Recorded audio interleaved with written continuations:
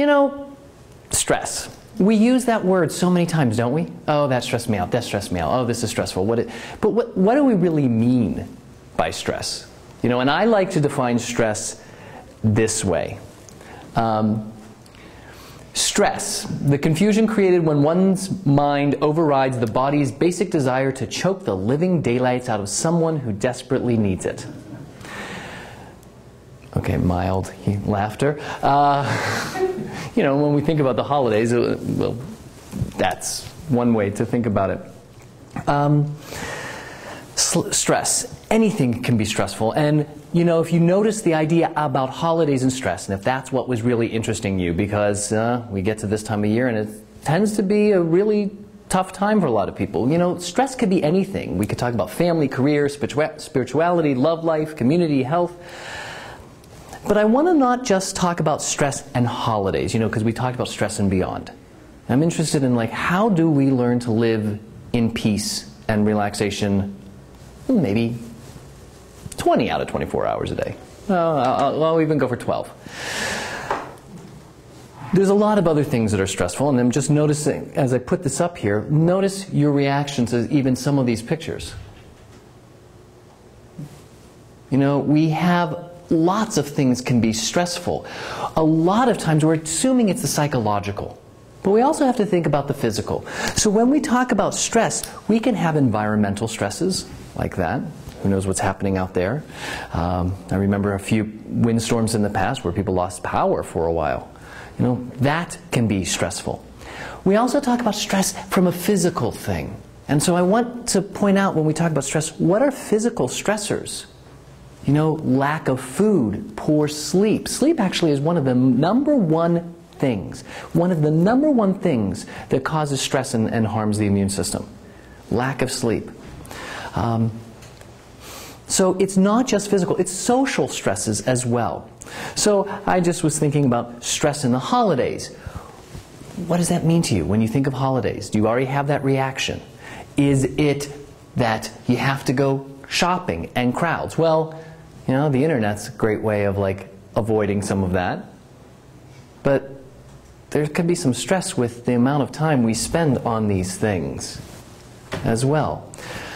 So is it that? Is it trying to go shopping all day and get things? Is it that, oh my God, now I have to put the lights on the house? And is it that, oh, I have to get the perfect present and wrap it up? What are your ideas of stress? So I did say that there's physical. Yes, there's environmental stressors. But when we talk about the psychological stressors, one way that I'd like to talk about it is this idea of appraisal. In psychology, they often talk about the appraisal system of stress. In and of itself, what is stressful?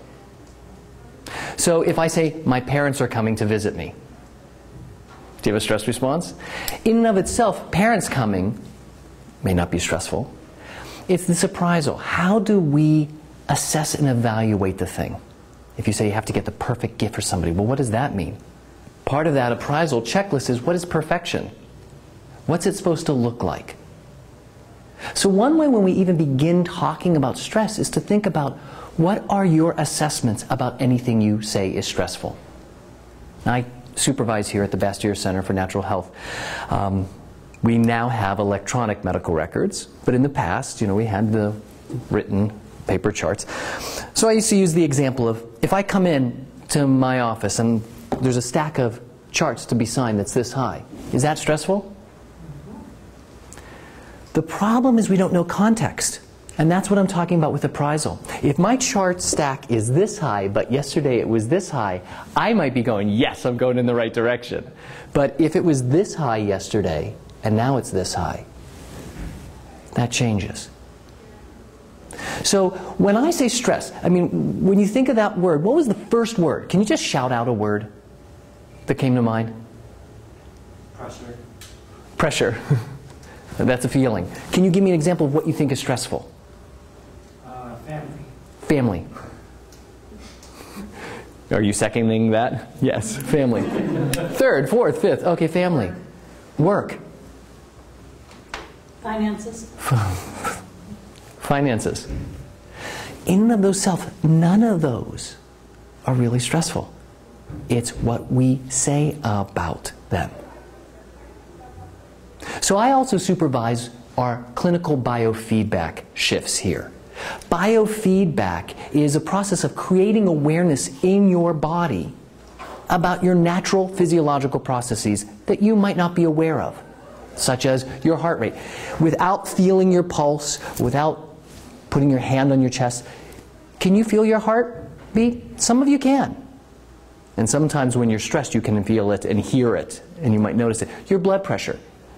If I didn't say, notice your breathing, would you have noticed how you were breathing right now? So a lot of times we're not aware of our basic physiological processes. And in the world of biofeedback, what we do is we try to become aware of those physiological processes so that we can then change them. And then if we can change them, hopefully that will become a new habit for us. Why am I bringing this up? We talk about stress and the stress response. You probably have all heard about the fight or the flight response, the fight or flight response. That's something that's happening in our nervous system. When we talk about the stress response, when we're fighting, there's a part of the brain called the amygdala. When we're stressed, the part of the amygdala is the part that calls the alarm. It's the part of the body that says, be on guard. Uh-oh. It's like, is that a car door? Are they here already? You know, it's like, smoke. Oh, did I burn the food? You know, when we're looking at everything, are we always on guard? And the amygdala is really active, and it says, be hyper alert.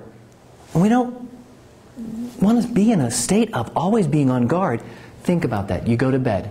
Let's just take that example. You go to sleep. I'm not going to ask you to raise your hands or identify yourself, but how many times have you gone to bed? You're tired. You're physically tired. You're emotionally tired. And you're wide awake. What are you thinking about? Family, finances, work, all those other things. It's 10, 11, 12, 2 o'clock in the morning. You don't need to be awake. But that amygdala is going, okay, I got to be on guard. I got to figure out the problem. I got to solve it. Do you need to solve it then? Animals are pretty good at that. You know, you could even see your animal, like if it ever, I had an animal who cut its paw and, you know, cut a vein, actually, and I had to get sutures.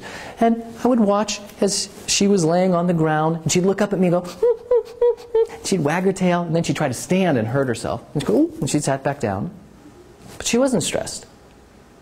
What we're doing is like, oh my God, is it going to get better? Oh my God, my leg, is this going to, oh, it's going to fall off. I'm going to have it amputated.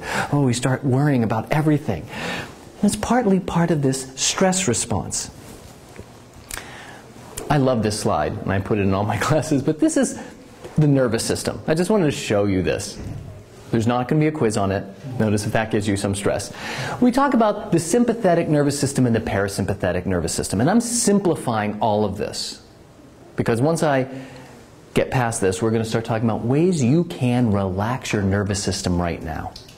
The sympathetic nervous system is that fight or flight response. It's that part that says, be on guard and I have to do something. The sympathetic nervous system is necessary if all of a sudden you are driving away from here and you see trees start to fall into the road and you swerve your car and you get away.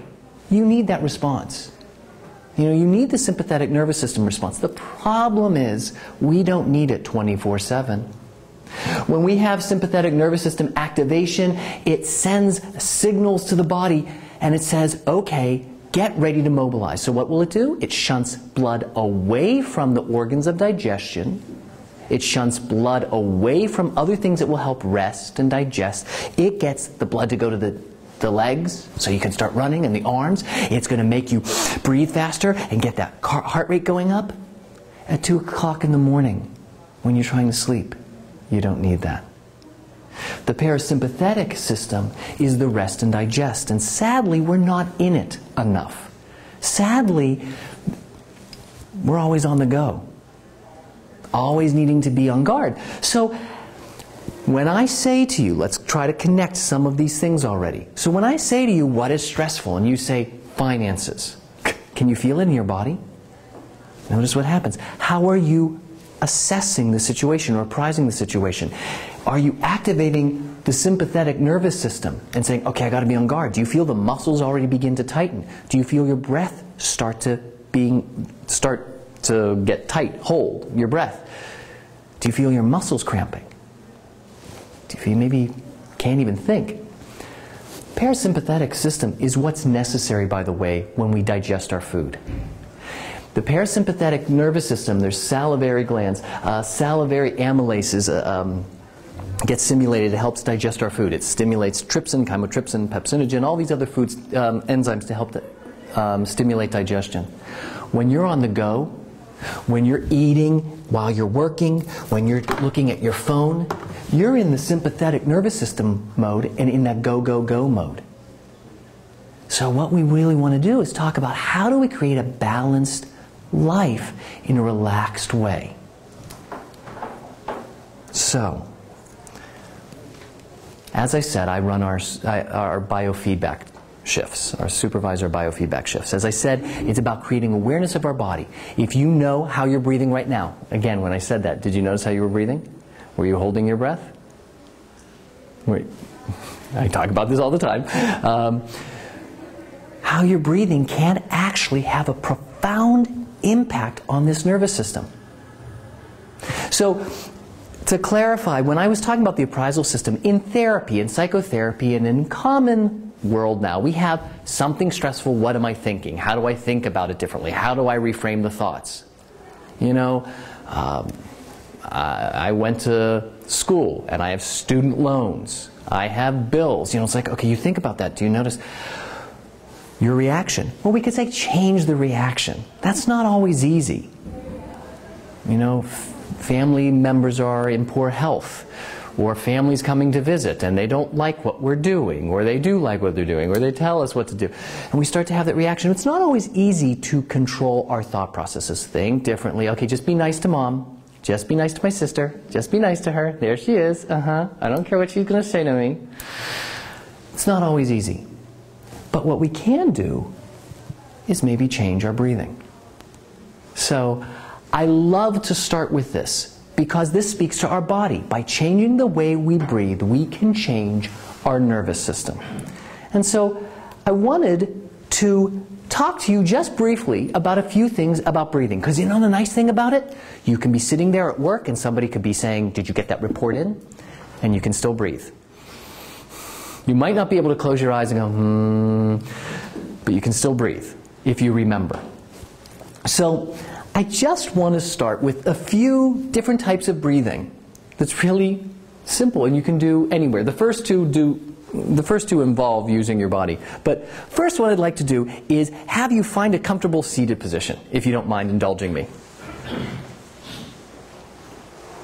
Find a comfortable seated position and notice what that is. And notice before, you just take stock first. This is going to be kind of like an awareness exercise. Take stock. How am I right now? What's my stress level on a scale of 0 to 10? 10 being really high, 0 being not at all. Then the next question is, how do you know? How do you know you're stressed? What tells you? It's simple to say, yes, I'm stressed, but every emotion has a thought connected to it and has a physical sensation.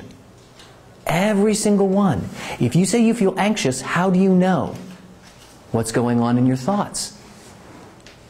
What's going on in your body? So if you know, for instance, if I say I'm anxious, I could say I feel butterflies in my stomach and I can feel that. Sometimes we don't have language. Sometimes we don't have the vocabulary for it, and we have this, you know? It's like, oh. You know when you see somebody, you could go, they're really angry. How do you know? They're like this. You know when somebody says, yes, I'm so happy with what you did today. You know the difference. So every emotion has a physical sensation and a thought. And what I'd like to also say here is every emotion has a breathing pattern. For most of us, and I've worked with hundreds of people, for most of us, it's not breathing at all. It's when you ask medical students a question, there's been studies on this, when you ask medical students questions, they go, and then they never exhale. And I've been saying to some of them, they're waiting to exhale for 4 years. So, first thing is, notice how you're sitting. Notice this posture. And notice what's coming up. Do you feel stress? Do you feel tension? I'm going to talk about that. And Derek, you don't feel stress or tension at all. Great. So, next I want you to notice, and you can do this a few ways. You don't have to use your hands if you'd like. But if you want to, these can be your biofeedback sensors. They could be sensors of like what's going on in your body. Have one hand on your belly and one hand on your chest. And you don't have to close your eyes if you'd like. If that helps you cue in to what's going on, that's great. Or you could just look down. And I just want you to notice first, what hand is moving most? And what hand is moving first? Those could be different. You might notice that over time it changes. But where does that move? Do they both move simultaneously? Does it start in the belly and then go up to the chest? Does it start in the chest and go down to the belly? Just notice that. And notice a few other questions I just want you to think about. Notice the rate of your breath. And I'm not asking you to count how fast. But can you notice the rate of inhale versus exhale? Is one longer than the other? Are they equal? And notice if there's any gaps or pauses. Do you find like you go, do you catch your breath? Do you find that you sigh? I'm not seeing anybody do that. There's yawns. And then just put your hands down and see if you can still feel that. Now, many times when you focus on your breath starts to change. That's one of the interesting things. You know, you say just breathe normally, but the minute you're focusing on the breath, it changes. So what we're trying to do is stimulate the diaphragmatic reflex. And you don't have to put your hands up again, but how many of you noticed that your chest moved a lot? You know, and I see this all the time. And there could be a number of reasons for this. But what our functional way of breathing will be in a seated posture, in seated and standing posture, not when we're running, not when we're lecturing, not when we're exercising, but when we're just in a relaxed, calm way going about our business during the day, even at work. We want the diaphragm to breathe. We want the diaphragm to move more than the chest. And there's a number of reasons for that. So the first thing I'd like to teach you, just to get a sense of this, is diaphragmatic breathing. It's called the kidney squeeze. I'm going to ask you to find a seated posture. Now, with this chair, if I may show you, problem with our chairs. Most of our chairs do this to us. Or most of us do this, you know, I call it the standard American posture. You know, we do this with the clicker, and then we're looking at, you know, our screen. And then we sit in this chair and we do this. And so we wonder by the time we're, you know, 50, 60, so, you know, we're doing that. I think a lot of that has nothing to do with degeneration, you know, because of age. I think it's due to practice. We've practiced sitting this way. We can't sit up. And I do, on the next slide I'm going to talk about this, I do believe every one of you needs a massage every week of the year. I think that should be covered by the National Healthcare Plan. Yes, I said it. Obama, listen. I do think that that's what should happen because we need this body to be able to be open and flexible so we can move properly. So, finding a chair. Notice where you're sitting. Some people sit like this because they're already ready to run. I've had a number of patients are sitting just like this, like they're ready at the starting gate. Some just collapse. And when we collapse, and I do it too, you know, and I come home and I have conversations with myself while I'm sitting down on the sofa, and I say, you teach this, sit up. Sit up. I'm like, you're not going to sit up, are you? Yes, yes I am. And then it's like, okay.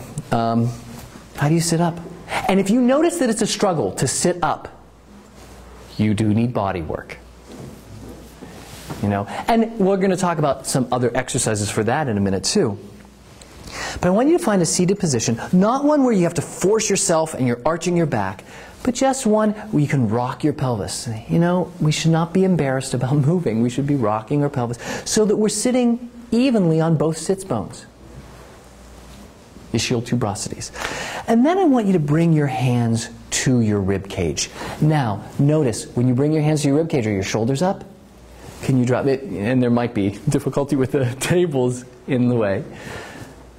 But you feel your rib, and just roll your shoulders and drop them for a moment. You know, just feel that.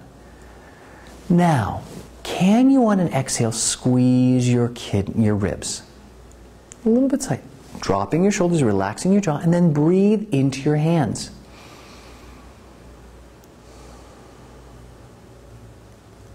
I want you to do that for a moment so you can really feel it. Can you feel it? Now you can see, I've been doing this for a long time, so I can really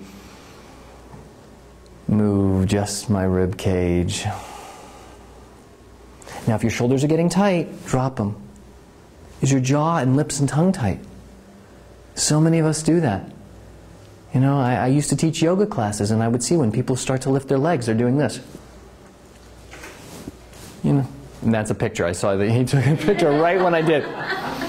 You know, we don't need to use other muscles to do certain activities, and we do a lot.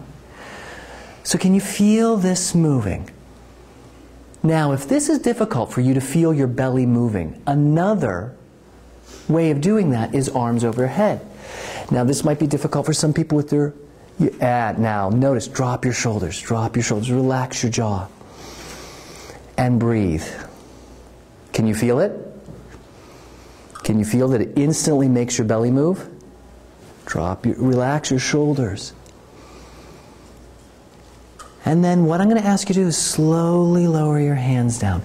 What we do with almost every single patient who comes to the biofeedback clinic for stress reduction and pain relief, that's what the main thing is. What we do with almost every single patient is doing those two exercises. And then the homework is, because we want to make this a practice, is to breathe into the ribs, breathe into the belly, until it becomes a habit. So what we usually have people do is do this for about 7 breaths. And then at the end of the 7th breath, lower their hands and see if they can keep it going. Now, what we see with the majority of patients when they first start is it will be like this. They'll breathe into the diaphragm. They'll do it for 7 breaths, and they lower their hands, and it will still be down here. And then it will slowly go back up to the chest. Now I should explain, diaphragmatic breathing is really helpful because when you breathe down here, you stimulate something called baroreceptors, which can reduce your blood pressure. It changes your CO2 and O2 concentration levels and when you breathe slowly. And that can also affect muscle tension and blood pressure. And we've seen this hundreds of times, literally. So, learning to breathe. Now notice, do you feel differently just focusing on the breath? No? A little bit? Okay. So this is a practice to learn to breathe diaphragmatically. And I know it's a challenge for some people. For some of you, you'll get it right away. Okay. But then what else can I do?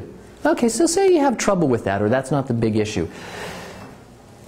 Another way to breathe, to decrease that sympathetic nervous system response and reduce stress, is breathing at a pulse of about 6 beats per minute. What does that mean? Well, if you have a clock, you can always look at a clock. But another nice handy thing is your own body, your pulse, if you can feel your pulse. And do you all know how to find your radial pulse? It's right by your thumb side. You just come down, and you don't use your thumb, because the thumb can have its own pulse. You just slide your fingers down, and you press. Don't press down, just rest your fingers there. Can you feel it? And you do have a pulse, right? I'm just wanting to check. No, my doctor said one time that he says, I would say you were dead, but you're talking to me. Yeah. Because they can't always feel mine. Right there, yeah. It's right there. So if you just, and I like to just press there. And don't hold your breath while you're doing that. Another way to find it is the carotid. You can do that if that one's hard to do. Or if some of you could even just put your hand on your chest and you could feel your heartbeat. And this is a great way of just settling down. So the nice thing is if you're sitting somewhere at work or if you're talking to somebody, your hand could be under the table. They don't have to know that you're feeling your pulse. And what you can do, and what I'm going to ask you to do, is to count and breathe in for about 6 beats. And breathe out for 6 beats.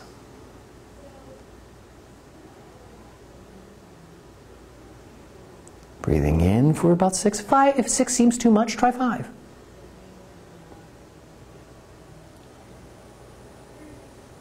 And notice the difference. Relax your face, relax your jaw. You don't have to think too much. You don't have to get the lines I'm getting here. And you don't need Botox. You can just learn to relax the face. Are you noticing anything else as this is happening? Do you notice what happens to your pulse as you inhale? And what happens to your pulse as you exhale? Feel the difference? You may not, some depending on if you're on any medications or supplements, but usually what happens is as you inhale, the pulse starts to quicken. It starts to speed up. And as you exhale, it starts to slow down. And that's something called respiratory sinus arrhythmia. If you've heard about arrhythmias, it's a natural, healthy arrhythmia. And that's something we want to cultivate and practice.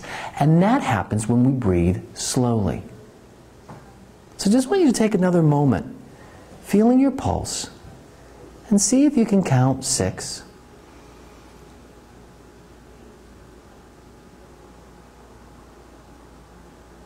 Notice what's happening in your jaw, your shoulders, your muscles. Now if you want to test here, to put you on the spot, when I asked what was stressful, can you think of that? Can you hold the image of that? Bills. Yeah, I got up this morning to pay my bills. I realized it was the 2nd of November. So at 6 o'clock I went, it's the 2nd of November, it's not the 1st of November. Now, can you think of that and go,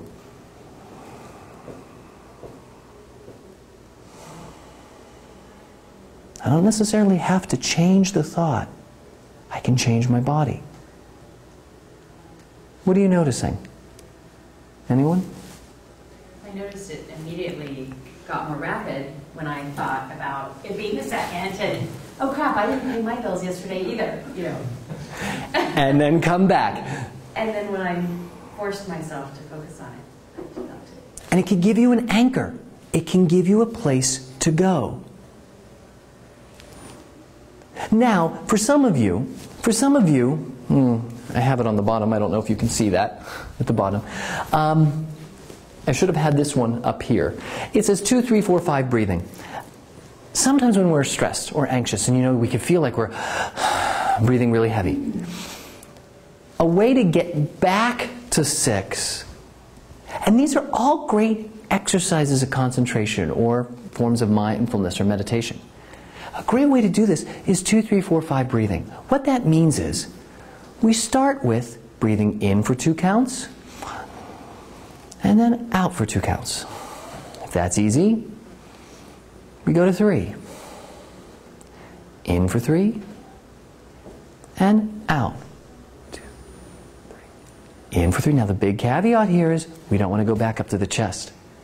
So we can always have our hands right here. We could have it on the belly. And out. 2, 3. And when 3 becomes easy, we can go to 4.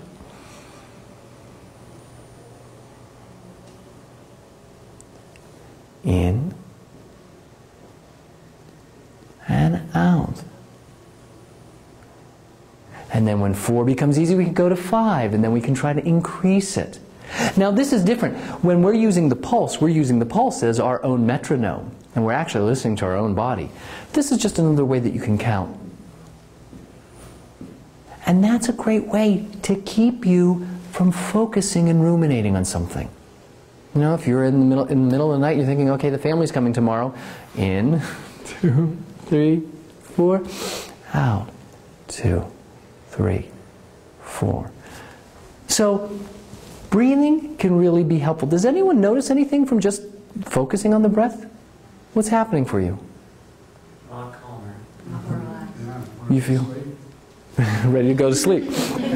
Hopefully, when it's time to go to sleep, you'll still feel that way. And this is one of the things. It stops the ruminating mind. It gives you an anchor, something to focus on.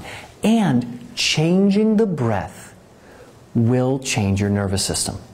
And that's what's so important, because, you know, as a naturopathic physician, we want to do first, do no harm. You know, all physicians say they want to do that.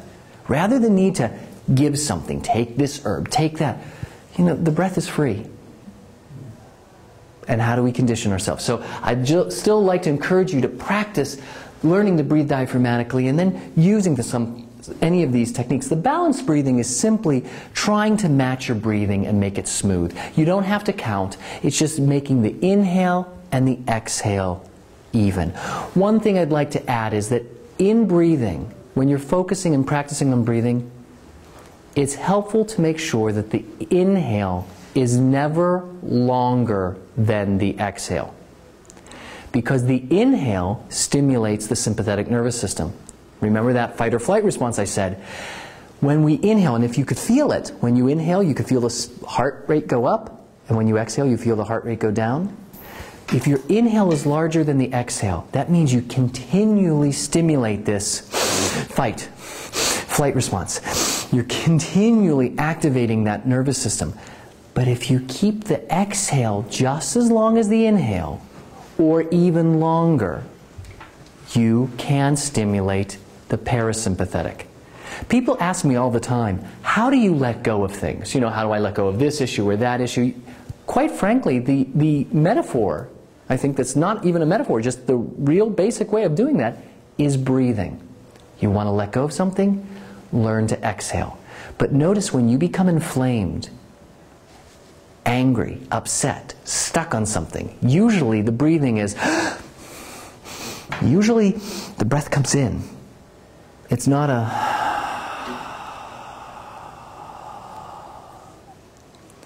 So there's different ways of doing this, and I actually teach several courses on breathing. I mean, I have a host of yogic breathing, Taoist breathing. There's tons of different breathing techniques. But these are the things I think are really helpful. Learning to breathe diaphragmatically, using your pulse, or just even counting 2, 3, 4, 5. Any questions about breathing? Because like I said, I could go on and on about it. Does it matter if you breathe through your nose or your mouth? Great question. Thank you.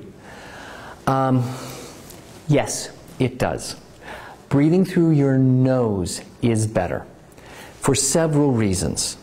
Now, I know sometimes when we're cold and congested, we can't. Breathing through the nose is better because it warms, moistens, and filters the air. Because just think about going outside. We don't have them that much here, but I'm from back east. You go outside on a really cold, dry day, and your lungs just like want to freeze and tighten up. When we breathe in cold air or dry air or unfiltered air, it causes the bronchi to want to close up. The other thing about breathing through the nose that's beneficial, at least through the inhale specifically, is that when you breathe in through the nose, it passes through the turbinates, little chambers in the head, that slows down the breathing rate. And you can figure this out for yourself. You just inhale through your nose, and then do it the same with the mouth. The same amount of air came in so much faster. And we want to slow down the breathing rate. What I didn't get into is about rate, which I'll say in a minute. So going back to the nose, the last thing is breathing through the nose has this effect on stimulating parasympathetic nervous system reflex. So just breathing through the nose can help with breathing, changing the nervous system. My father was in a car accident a few years ago, and his face was shattered, and his nose was broken, and his shoulder was, and no one in my family had hypertension, ever. And I'm convinced, I'm not sure he is or anybody else in the family is, I'm convinced that ever since he had to have several nasal surgeries, they couldn't fix it, and he couldn't breathe through his nose properly. And ever since then, he had hypertension. I believe it's really connected. So I should have brought show and tell. Do you all know about the Neti pot that you can get upstairs at Bastyr Dispensary? I love the Neti pot. I try to use it every single day, not just when you're feeling congested. I did use it every day, so I wound up buying a medical grade plastic version because I kept dropping them and shattering them. But the Neti pot, wonderful way to clear out the sinuses. You know, getting warm water, not hot water. I made that mistake once where it was too hot. That doesn't feel comfortable in your nose. And using kosher salt or sea salt, not using regular Morton salt. I often put a quarter teaspoon of salt to a cup of water plus a quarter teaspoon of baking soda. And what some people find is with baking soda, it helps prevent other bacteria and microorganisms from adhering to the lining of the mucous membranes. This is great to do every day. Isn't it non-iodized? Yes. That's, yeah. Iodine, it irritates. And you know, you can put not enough salt or too much salt. So sometimes if you feel like it burns because it was too much salt, sometimes for some people they'll find that there's a balance. Not enough salt can burn. I try to use filtered water too, because you know, if all the chlorine and other things in water can have an impact too. Now, my ear, nose, and throat doctor had me use, instead of a neti pot, had me use a catheter syringe. Yes, yes. Some people use a bulb syringe. I had a friend that I finally convinced to do the neti pot, and we had a neti pot session of me demonstrating. Do you know the neti pot? It looks like a little teapot, and I'm sitting there doing that, and I can do it really well. It was going down his throat, and I'm like tilting his head over the sink, and he was like, no, that's not it. And then he finally got it. I was like, yes. I was like, do the same thing again. Some people can't do it, so they use the bulb syringe that can work as well. What I tend to do personally, not that this is going to help relieve stress, but it can, because if you can't breathe, you'll feel more anxious.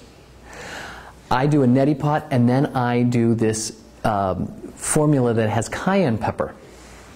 And it's minute cayenne pepper, and I inhale that after I do my neti pot.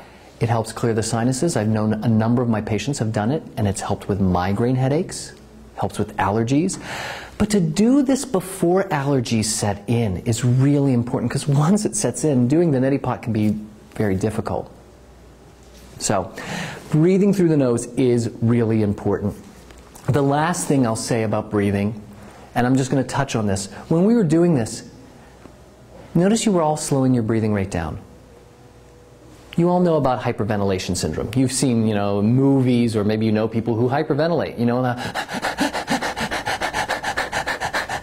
And what's the treatment? Paper bag over your head. Paper bag. One of my students the other day in class said, plastic bag over your head. I'm like, that will be one way to end your anxiety, but not what I'd suggest. But the paper bag. So what we're doing is recycling carbon dioxide. We often think that we need more oxygen. It's not the case. That's not going to help with anxiety. What's going to help is slow breathing and exhaling, and taking a long time to breathe. Because remember, when we inhale, we stimulate that sympathetic nervous system. So the worst thing you can do when somebody's anxious is say, breathe, take a breath in. Because what people will do is go, and then you feel the pulse, it goes up. If they do that, but then they go,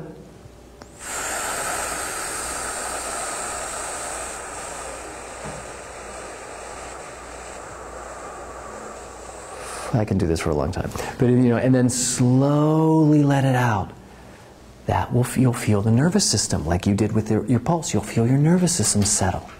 So what I'm saying about this is 6 breaths per minute. This is interesting. The research suggests somewhere between 4.5 to 8 breaths per minute is what's really functional. Most people, when they're stressed, and I'm not talking about the physical stress of exercising.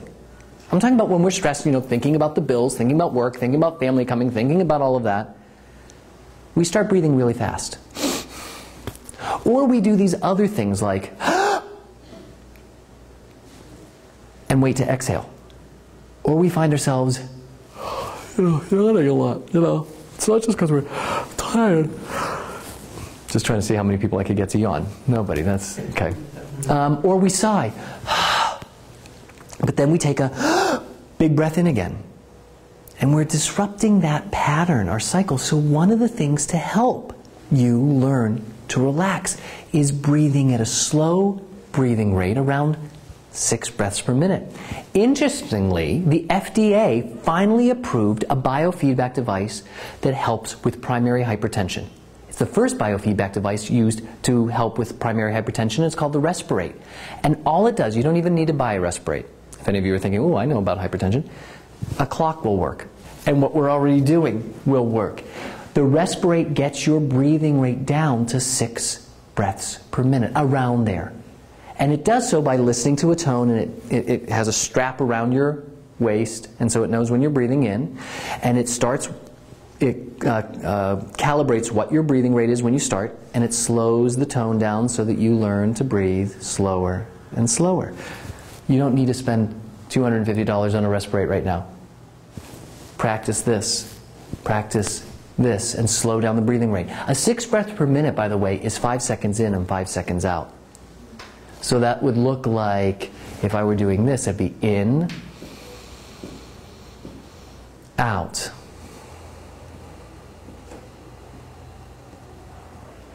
In, and out. That's a 6 breaths per minute. That's 10 seconds. It's 5 seconds in, 5 seconds out. If any of you did that with me, remember you also want to relax your jaw, relax your shoulders, breathe diaphragmatically, just all those things. So, I'm going to move on because I want to talk about some other things. But of course I could stay here forever talking about the breath. Any other questions, though, about breathing? So what I'd like to talk about right after the breath, well, I was going to talk about movement. Let me jump ahead. This was meditation. That's my cat on a reclining Buddha. Animals know how to do this. I wanted to talk about essential oils for a moment. Since we're talking about breathing, I should have moved that in the slides. We're talking about breathing. Essential oils can really help. Now, have you all used essential oils? You know essential oils? I think we carry some upstairs too, and they carry them at Whole Foods and PCC. I was talking to my colleague who runs the herbal medicine department, and we were talking about essential oils. And basically, you know which essential oils help with relaxations? Whichever ones you like. So if it's a smell, because there's certain ones up here that we were both going, oh, I don't like that smell. But they're all known to help with stress and anxiety and relaxation. Palo Santo, I don't know if you know about Palo Santo. It's an amazing herb. Oh, well, it's a tree. It's a tree. And actually, Dr. Kingsbury just told me about this yesterday. That it's an interesting thing about Palo Santo tree is in order for the essential oils to be used, the tree has to die. And it has to die a natural death. You can't cut it down because if you do, it won't release the essential oils. So I like this because this is a sustainable way of using this. I was just burning some of this. I have some wood of it, and I burn it. The problem is if you burn it, sometimes it doesn't go out, so you never want to leave it alone, unattended somewhere. The reason I put this one up here, one, it's great for the lungs. It's great for the lungs. And so when we talk about the holiday season, a lot of times we get coughs and colds and flus. It's a great essential oil for the lungs. The other thing is it helps calm the nervous system. And what I love is it's been known to smooth out issues around people. It like decreases aggression. Now this is again what some people talk about. And I've noticed that if you burn it or use the essential oil, and you're having family come around, and there's often a little conflicts. Now, if you could do this at work, we're a fragrance-free place at Bastyr. If you could do it at work, it could be interesting to see what happens to the people's reactions to everyone. That's why I love it. It's great for the holidays. You want to make everything smoother, and you want everybody's nervous system to just settle a little bit. Palo Santo oil. I love it. It's, you know, all the trees are really good. Of course, there's some others. Bergamot. Any of you who love Earl Grey tea, if it's real Earl Grey tea with real oil of bergamot, bergamot is supposed to relieve anxiety. It's supposed to have an antidepressant effect. So just smelling bergamot and using that, and since that's holiday time, can be really useful. Cedarwood is supposed to calm the spirits. And again, since we're talking about holiday season, frankincense. Frankincense is supposed to really have this uplifting quality to the mood, and hence it's often used in spiritual traditions. Cedarwood and sandalwood or vetiver. Vetiver is also very good for just calming the mood.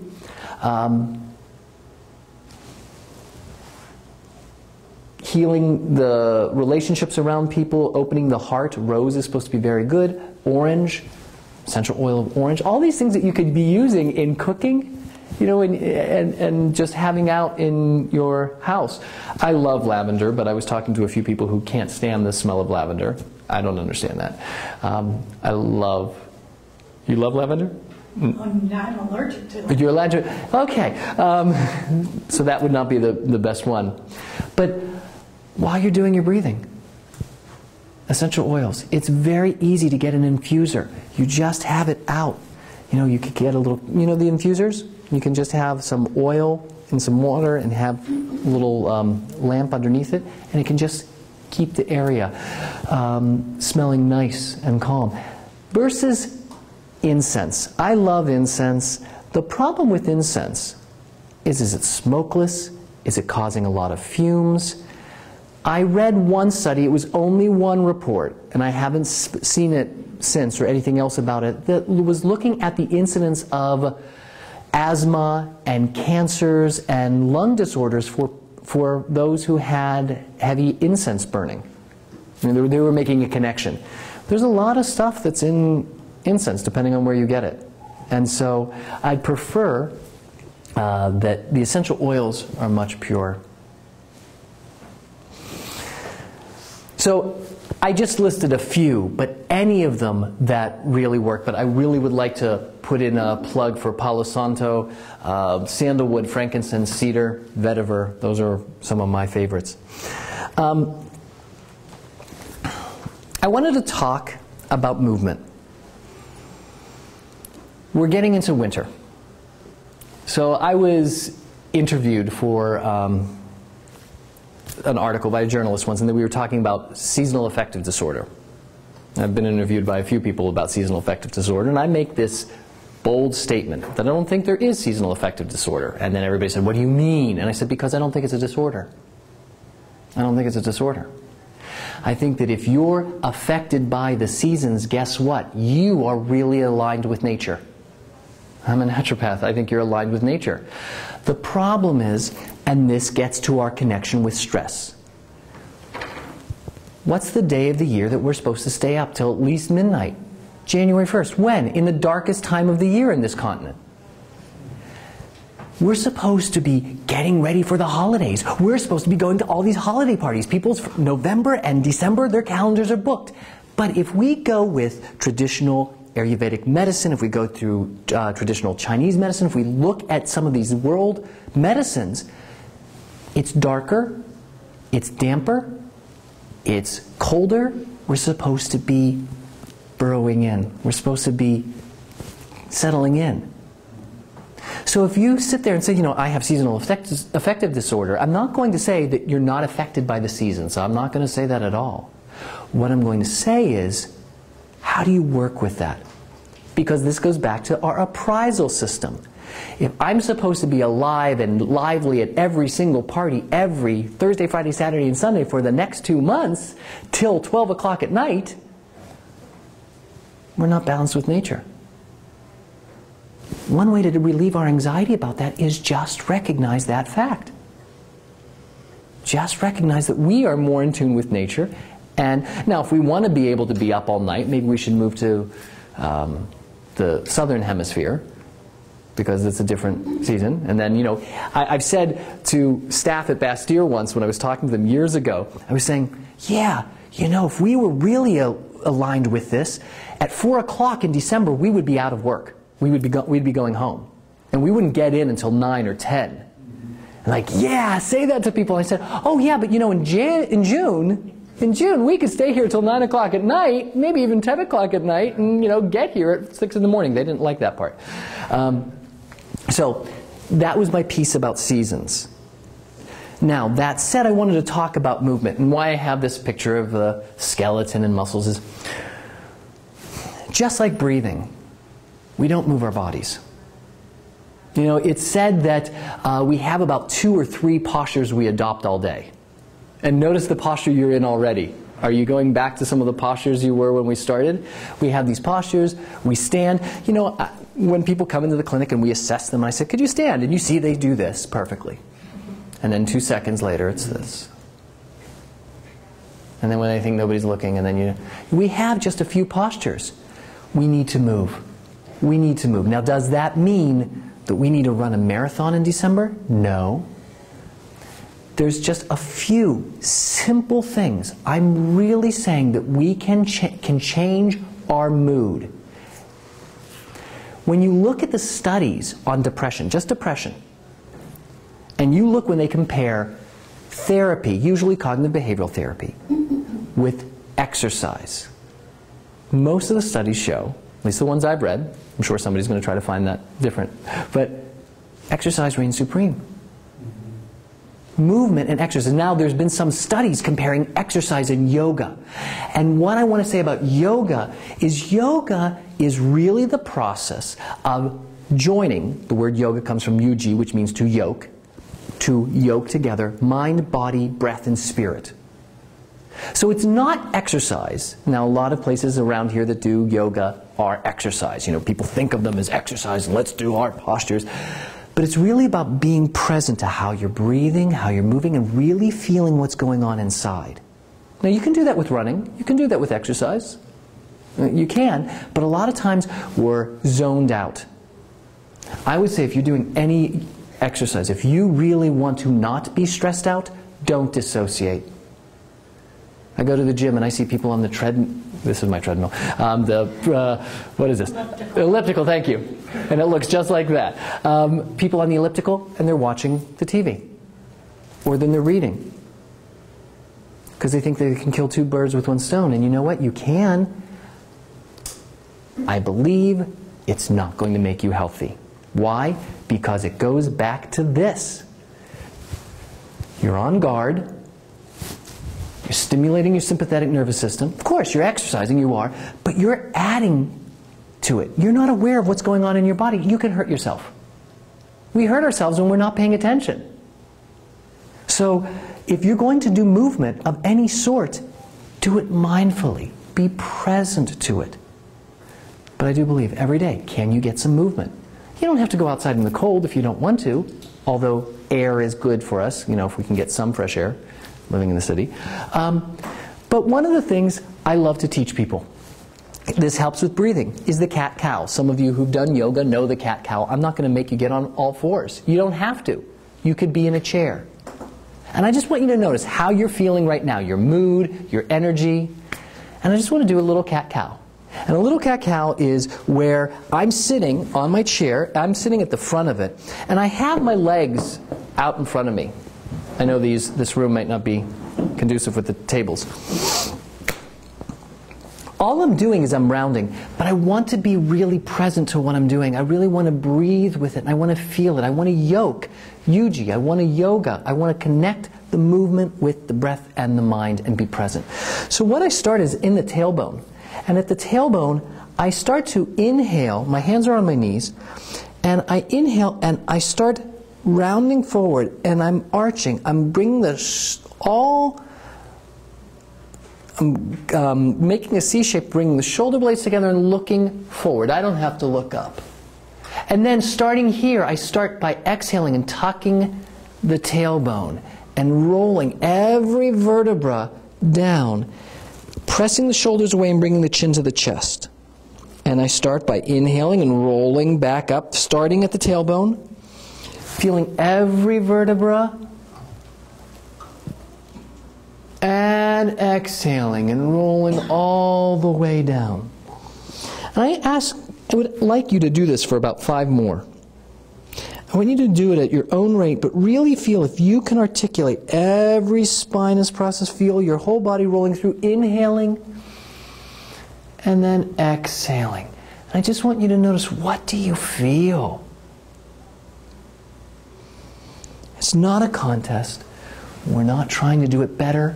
We're trying to do it slowly because I want you to inhabit your body.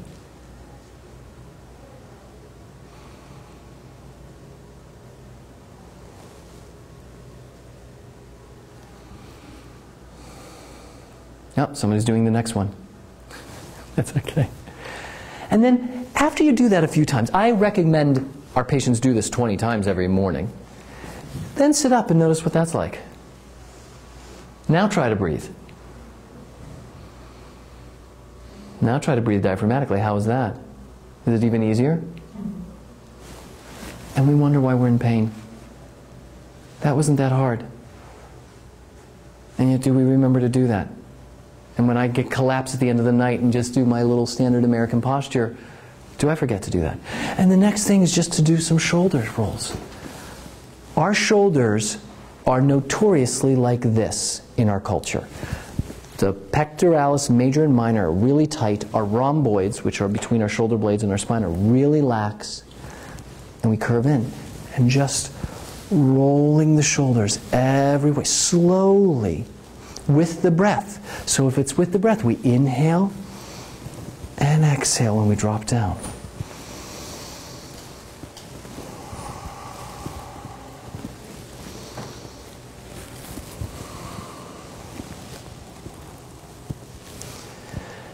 Notice what that feels like.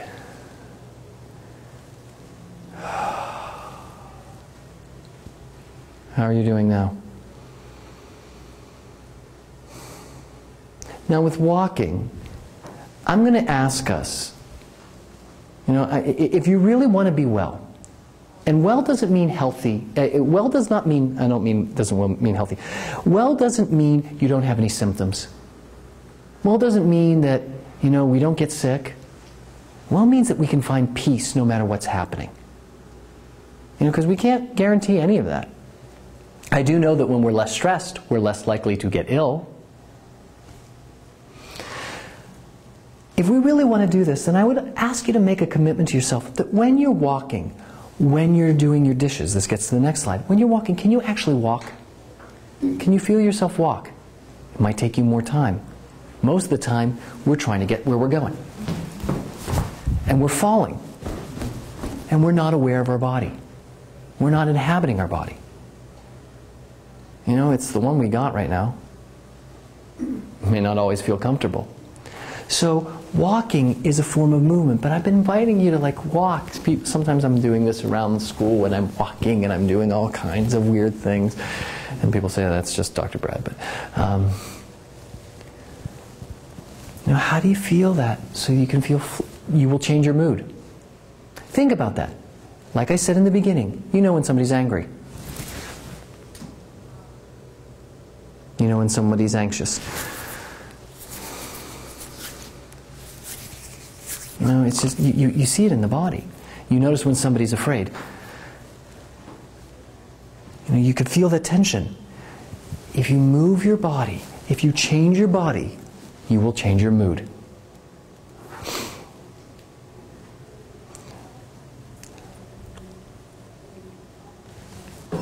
I wanted to just mention a little bit about meditation. I'm going to skip these other ones because I realize what time it is. I wanted to talk about breath counting meditation. This is something I just recommend for people. Breath counting is another way, and these are things to practice. I just want to interrupt myself. These are things to practice. That when we practice this, we can learn to cultivate a stress-free life. The more we can reduce our stress, the more we can translate it out into our daily life. That's the goal. Because it is about practice, right? If you wanted to learn to knit, I always pick that one. If you want to learn to knit, if you want to learn to rollerblade, if you want to learn to play piano, you practice, right? You don't just expect, okay, I'm going to go sit down and play a concert right now in front of everyone. I'm going to make you a scarf or a sweater right now. You practice. And you know that after you practice and you practice, then you'll be able to do it. Now I see people come to my class and they're knitting and they're listening to me, but they can knit and they can listen. When I try to knit, I'm like, wait, shh. Cross 1, purl 2, stitch 3, you had to concentrate. You had to concentrate really hard. And then it becomes memory.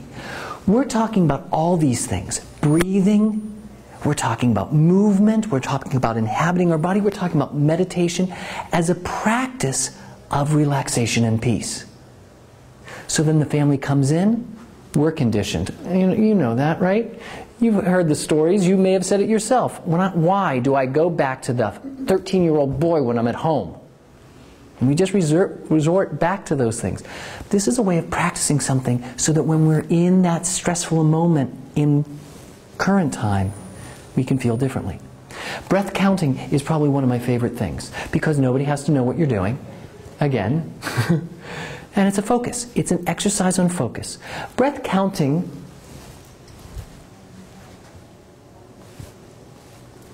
Wow. Was that a sign?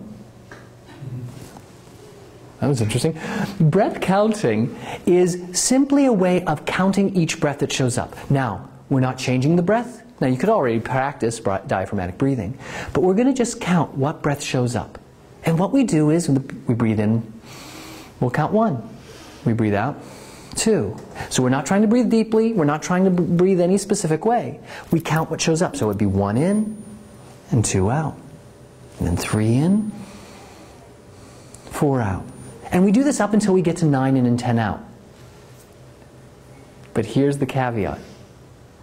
Every time your mind wanders, you come back to 1. So it would look like this. 1 in, 2 out. Wait, did I get cat food? 1 in, 2 out. Oh, stress, holidays. I can't. Oh, the holidays. What am I going to be doing for the holidays? I don't know what I'm going to be doing for the holidays. I really wonder what I was like. Oh, 1 in, 2 out.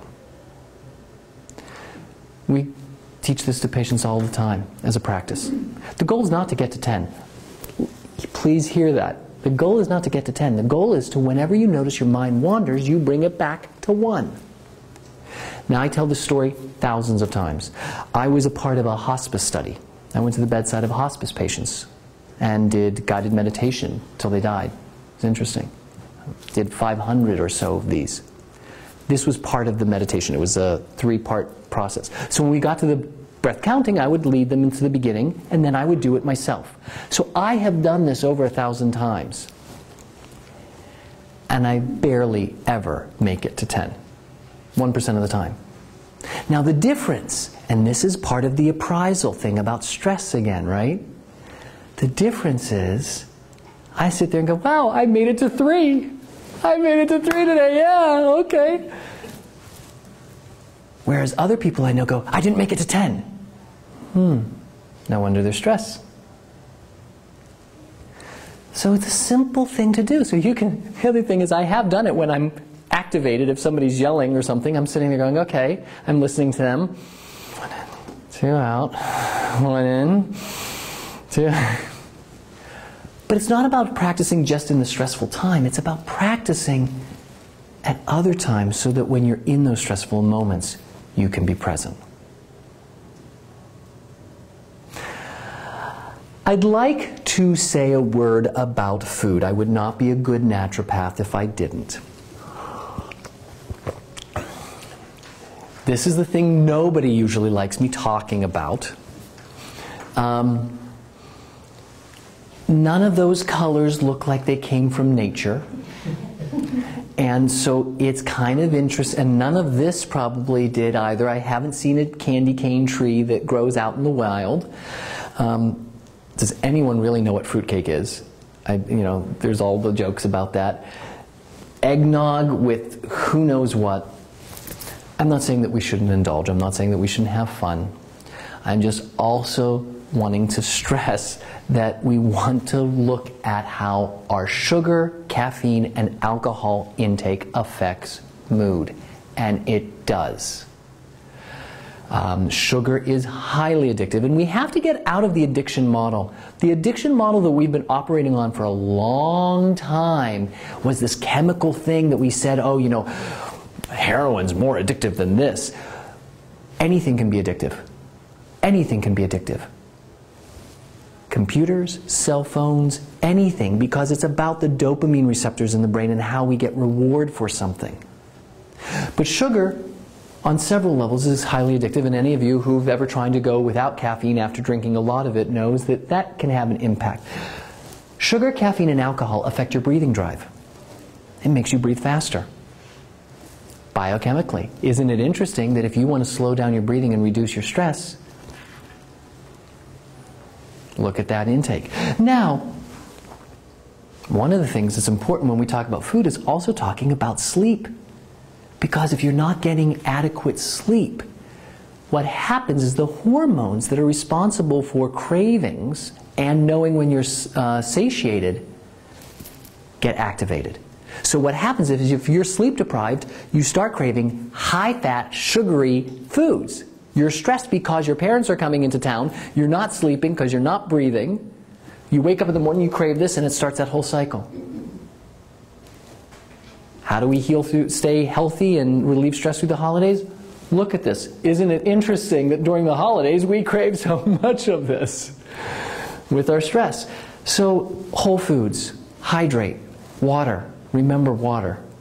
And I already said this about sleep. I could go on about specific foods. I would just say, we all know, whole foods, things that are real.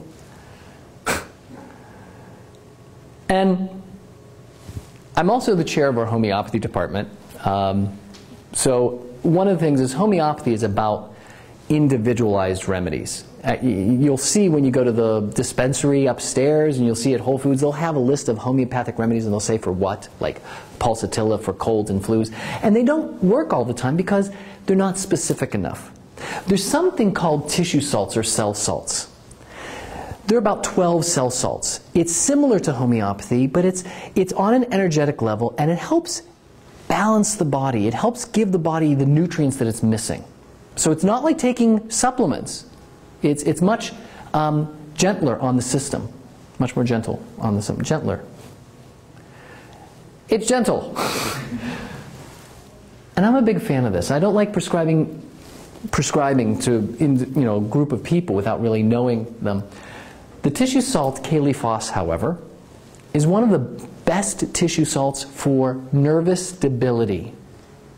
So if you're anxious, if you feel like you're really wired, if you're having problems with sleep and worry and rumination, the tissue salt Kaliphos is really helpful for people. And so that would be one of the only things I would want to say as far as homeopathy without getting into each individual person's constitution.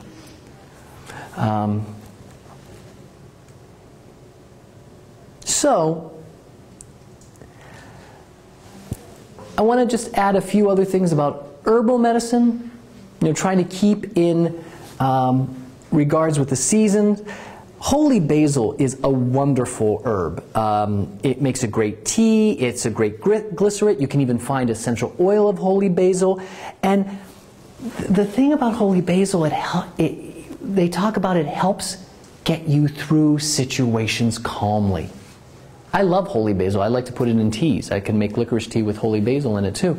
And it just has this calming effect. It makes you say, you know what, okay, this is coming up, I can handle it. And you can find it in glycerate. It's a wonderful glycerate too, but the fresh herb is wonderful. Vervain, if any of you are vampire fans, you know that vervain is anti-vampire. Just in case you were worrying about the holidays. The other thing that it's good for. Alcohol tincture of it can be useful. Is if you feel like you're just highly wired and really anxious, it can help, again, calm you while you're going through the season. These are just 4 of my favorites. Schizandra, that's the Chinese spelling. I love Schizandra. You should taste it if you like. I don't even know how to describe the taste of Schizandra. I love Schizandra. Schizandra is known for helping to bring joy back in a time. So if you're feeling really depleted and joyless, both Melissa and Schizandra can help with bringing joy back into your life. And Melissa is great if it's fresh, if you can find any of the fresh herb. And we have many forms of those upstairs in the dispensary too. So I love those herbs specifically when I think about remaining calm and feeling joy.